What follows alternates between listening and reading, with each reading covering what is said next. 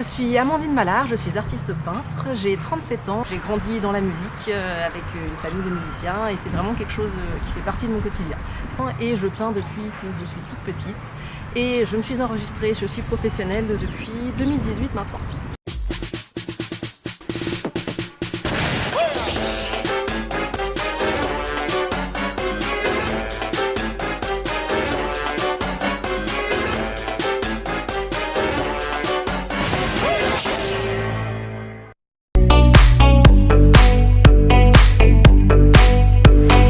Je suis toute petite, j'ai commencé comme tous les enfants à dessiner, à peindre et en fait j'ai jamais arrêté. J'ai fait des études artistiques, je pensais devenir professeur d'art plastique et finalement je me suis rendu compte que c'était pas comme ça que j'avais envie de transmettre ma passion pour l'art. Et depuis 2018, donc, je suis enregistrée en tant qu'artiste peintre et je peins plus principalement à l'acrylique et des sujets inspirés par l'univers musical.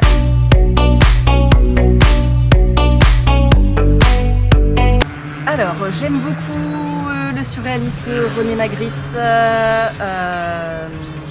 j'aime beaucoup Edward Hopper, Jackson Pollock, pour parler pour de peintres plus anciens. Et dans les peintres contemporains que je suis, une peintre animalière de mon âge qui s'appelle Sandro, qui est du sud de la France.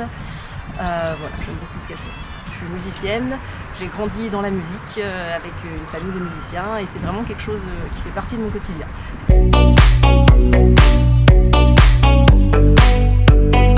J'apprécie aussi, hein, c'est des choses que j'aime aller voir, j'aime beaucoup l'impressionnisme aussi, mais c'est pas forcément les peintres que je citerai en premier. Je passe pas une journée sans écouter de musique, c'est très éclectique, j'écoute dessous et ça m'inspire pour peindre des concertistes, des instrumentistes, des instruments ou simplement des fois une mélodie qui m'inspire, une chanson et puis ça part un peu dans la couleur, dans les formes. C'est pas de la synesthésie, mais il y a quand même quelque chose dans ce sens-là, un peu.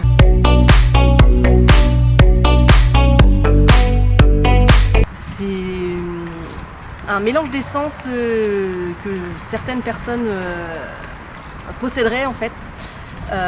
C'est-à-dire qu'il y a des personnes, des peintres notamment, qui voient des couleurs sur des sons, pour prendre un exemple, et qui, quand ils entendent une musique, pour eux, ont des vibrations colorées, voient des images, voient des sons. Il y a des grands peintres qui ont réalisé des peintures sur ce principe-là. Par exemple, je pense à Vassili Kandinsky, d'abstrait parfois.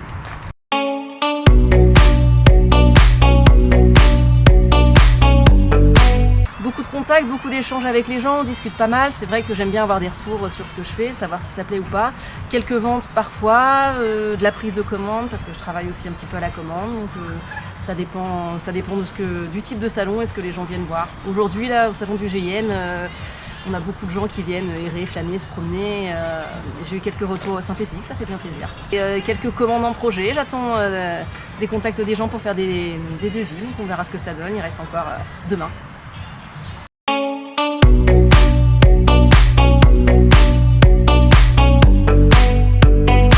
L'avantage, c'est que je suis ma propre patronne, entre guillemets, je peins selon mes envies, je fais ce que j'aime, je vis ma passion tous les jours. Les inconvénients, c'est que c'est pas un métier facile dans le sens où si je vends pas, j'ai pas de revenus en fait. Donc tout va dépendre si j'arrive à toucher du public, si j'arrive à avoir beaucoup d'expositions ou pas, si ça plaît aux gens tout simplement, et puis si les gens peuvent se permettre aussi d'acheter mes peintures.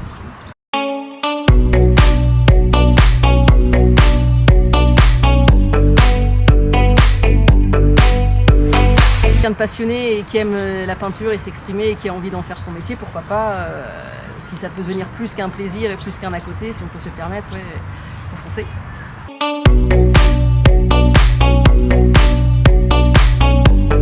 Quand même, ça coûte un petit peu pour avoir du matériel de qualité, des bons châssis, des bonnes peintures, le vernis.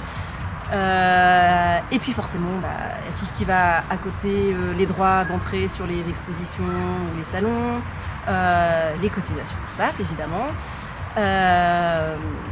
Après, moi je suis un statut qui me permet quand même d'avoir une comptabilité facile et puis de pouvoir équilibrer mes dépenses et mes ventes.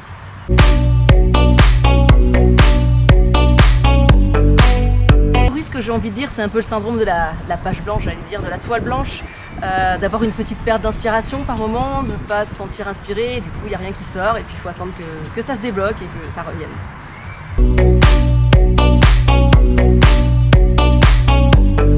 Du repos, s'aérer la tête, passer à autre chose, pas rester bloqué sur une peinture qui ne fonctionne pas, en essayer une autre, puis parfois simplement une pause. En général il ne se passe pas une journée sans que je peigne, mais quand vraiment j'ai un blocage, des fois ça peut arriver que pendant une semaine, 10 jours, je touche à rien et puis j'attends que hop, ça me recoule entre les doigts.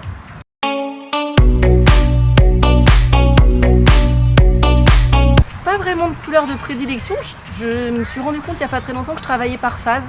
J'ai fait toute une série de peintures à tendance bleue l'année dernière et puis là je sors d'une phase où j'ai fait beaucoup de violet. Ça va dépendre de ce que j'écoute aussi, de ce qui m'inspire, mais j'ai pas vraiment de couleur préférée.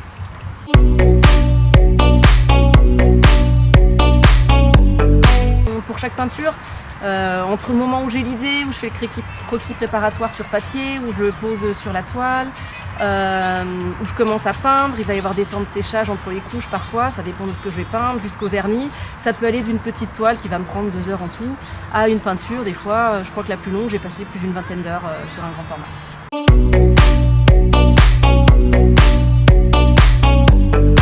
À domicile, je travaille à mon rythme, donc des fois je vais me lever le matin, je vais peindre, et des fois je peux peindre au milieu de la nuit, ou des fois ça va être des heures classiques.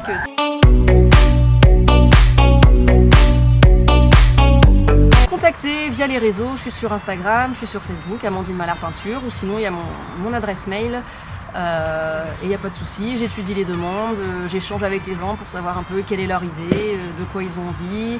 Je leur propose de m'envoyer des images de ce qu'ils aiment aussi éventuellement en fonction de ce qu'ils veulent.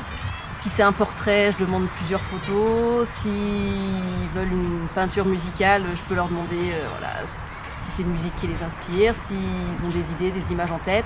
La seule chose que je fais pas, c'est pas de copie, pas de reproduction, bien sûr, d'autres images d'artistes.